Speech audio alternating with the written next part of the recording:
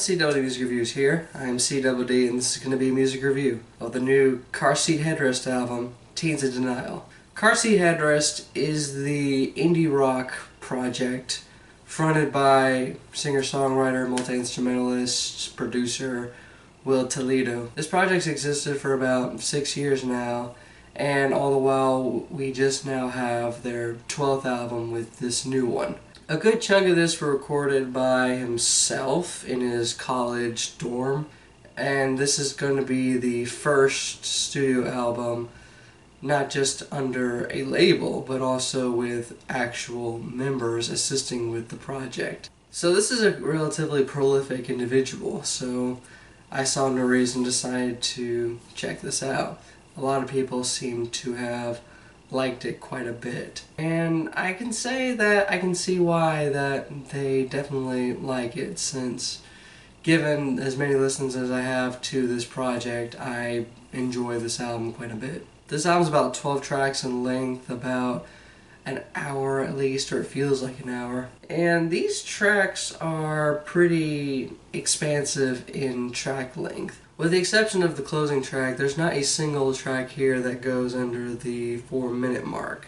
A good chunk of these tracks actually lie within the 5-minute and 6-minute range. There's actually a track on here that's 11.5 minutes long. So there's quite a bit of ambition and profoundness to this album at first glance, and those suspicions are confirmed when you're actually listening to this project. In terms of instrumentals, in terms of indie rock, there's not really that much new here. There's not really like anything that's new for the genre, but these are still pretty solid and anthemic compositions. Take the opening track, for example, Fill in the Blank. There's like these mid-paced and kind of crunchy guitar riffs going on throughout the track. There's like a lo-fi kind of production, not so lo-fi that it interferes with the actual quality of these sounds. Add to that, the track's pretty verse chorus, although I do like how catchy this chorus is. You have no right to be depressed. I guess this song is about like fill in the blank kind of questions, like we are a generation that's so used to multiple choice, and once we see that there needs to be a specific word that you need to just pull out of your head and put into a sentence, that creates a lot of backlash, I guess. Or at least that's how I'm interpreting it. Then you get an idea of how well Seat Headrest used the expansive song lengths when you get to the track Vincent, which is one of my favorite tracks on the entire record. There's some like wavy and looped guitar that comes up for about 1.5 minutes or 2 minutes before you get the indie rock and power pop kind of instrumentation going on. It's nice and crunchy like the previous track. It definitely keeps me engaged with the chord progression and the overall just build of the track, despite it just being 7 minutes long. There's some horns that really pop up really well, mainly trumpet and trombone. I like how he's describing life as he's living in Seattle, since he moved from Virginia to Seattle. And he seems to note that a lot of people that come to Seattle are tourists, and they only stay there for about 2 days, whereas he's living here. Then we get the track Destroyed by Hippie Powers. It's a cool track. It's a nice solid track. It's got a nice power pop vibe. He definitely channels his inner Weezer, Pavement, Nirvana type sound that his influence on this album goes for.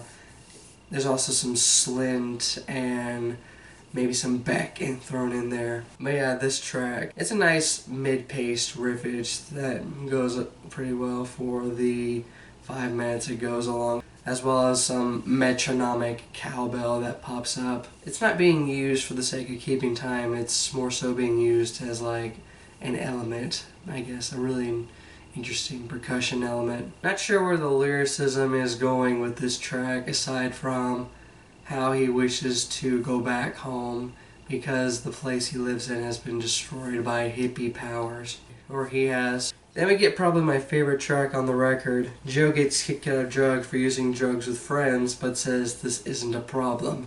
It's a nice acoustic type ballad, certainly. It goes on for about 5.5 minutes as it's kind of progressing and building particularly well as more instrumentation comes in. There's some nice slide guitar that pop up that's well implemented.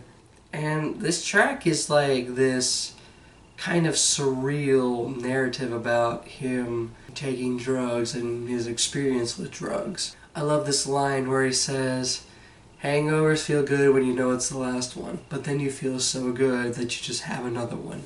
And then there's this moment where he's talking about the time he did ecstasy and mushrooms. He talks about how he didn't really transcend at all, he just felt like fucking shit. This describes this like surreal experience of just wandering around the neighborhood with all these dirty people wanting something from him, and he just described this as like really obscene.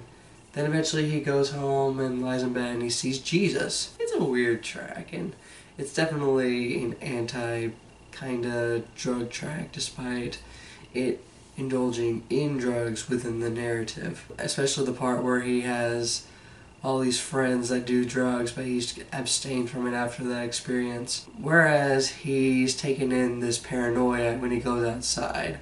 So he's afraid of the cops outside and he's afraid of the friends inside. The track, Just What I Needed, Not Just What I Needed. Once again, another solid indie rock tune, but what I like about this track a lot is like on the second half where things get a lot really lo-fi-ish and guitar just gets kind of psychedelic with how it buries this interview-ish thing that's going on. Normally I wouldn't really be a fan of this kind of thing, but I think he does this particularly well, at least going for, I guess, the obscurity effect that this album as a whole tends to go for.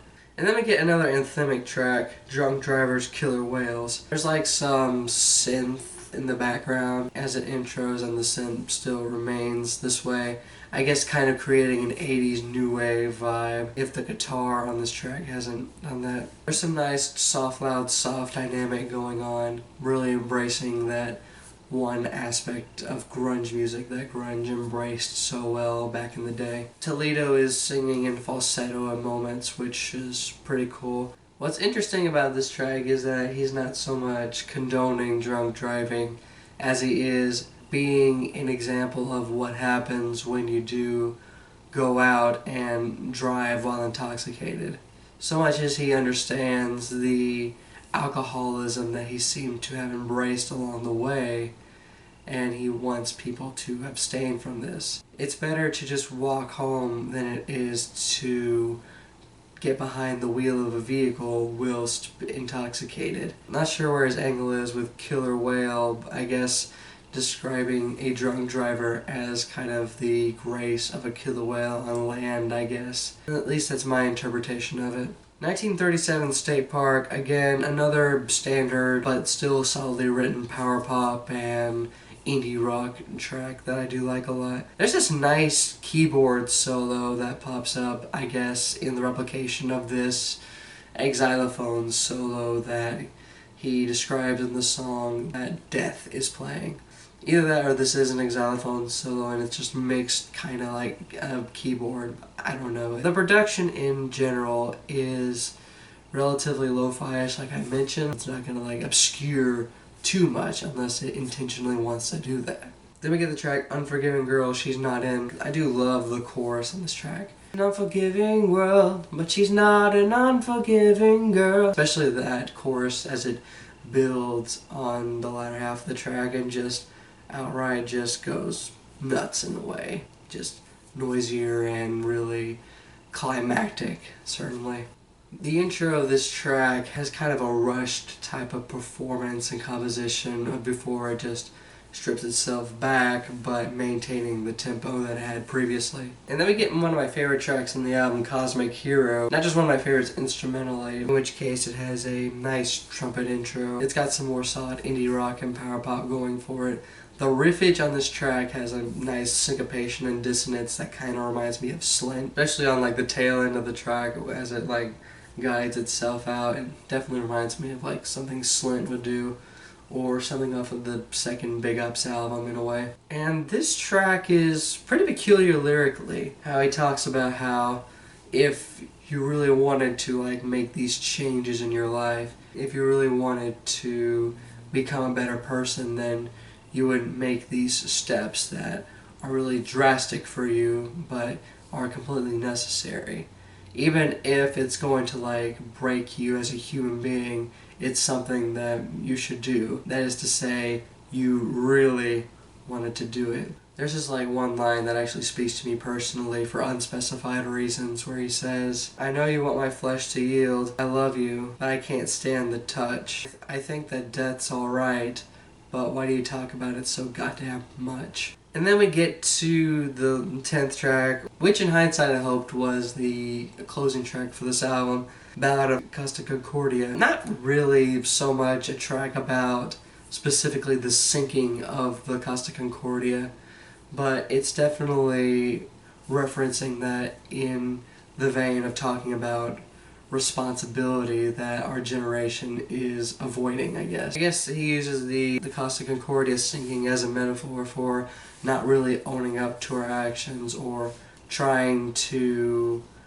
keep everything secure with our lives, and I guess using the excuses as, well, how am I supposed to know how to drive a ship? How am I supposed to know how to feed myself dinner every day? How am I supposed to remember to not get drunk on Thursday, Friday, Saturday, or hell, maybe Sunday? There's this whole aspect of responsibility that was, I guess, avoided and just outright dismissed as like secondary, that we accidentally picked up along the way. Maybe not all of us, but definitely a good chunk of us. The track itself starts out as kind of a slow and patient going, lengthy ballad before it eventually just keeps building and building quite nicely and just breaks down into this really noisy and kind of visceral indie rock that climaxes really well. Then we pretty much get to my complaint with this album. It just doesn't know how to end. We get the track Connect the Dots, the saga of Frank Sinatra. It's not a bad track. It's definitely a solid indie rock tune that goes on for about 6 minutes. It definitely highlights like each individual member with a bass solo and a drum solo, a couple of guitar solos, maybe some synths and some piano. Will Toledo's definitely has vocal presence on this track. It's just that I'm not sure where it's going with the track as it's eventually guiding out as the album comes to a close. I do think like the mantra that's recited like on the second half of the track is kind of funny. We will never get a job. But the closing track, Joe Goes to School, this is probably the worst track on the album. It's not terrible, it's just doesn't really go anywhere with this acoustic interlude-ish track that somehow ends up on the album. As it's talking about, I guess, him seeing this horse outside of his school.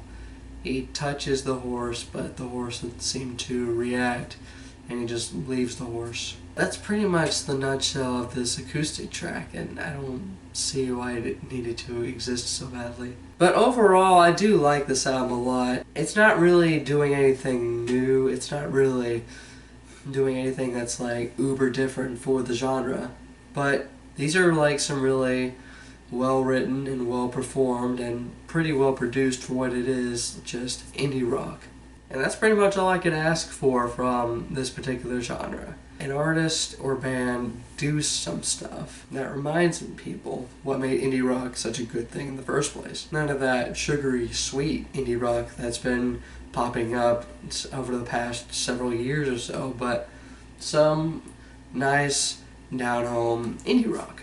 Add to that, the album has a nice lyrical palette that produces a lot of really funny, really satirical, a bit angsty but self-aware angst lines on this track that I do like a lot and looking forward to returning to. Will Toledo decided to take advantage of having an actual studio album, and I think he does this particularly well on this album, and so much so that I'm definitely looking forward to what Seat Headrest are going to do next, as well as have a lot of optimism for what the Car Seat Headrest has in store for rock music in the future. This album is a plus 2.4 out of plus 3. If you're someone that's super into indie rock, then you're definitely going to want to check this out. If you're an alternative rock guy, power pop guy, if you like Brand New, Weezer, Beck, Nirvana, if you like grunge as well, if you like Pavement, you know, and all that other stuff, then do definitely check this album out. You'll certainly get something out of it. But if you give this album a listen, what you think of it? Did you like this album? Did you dislike this album?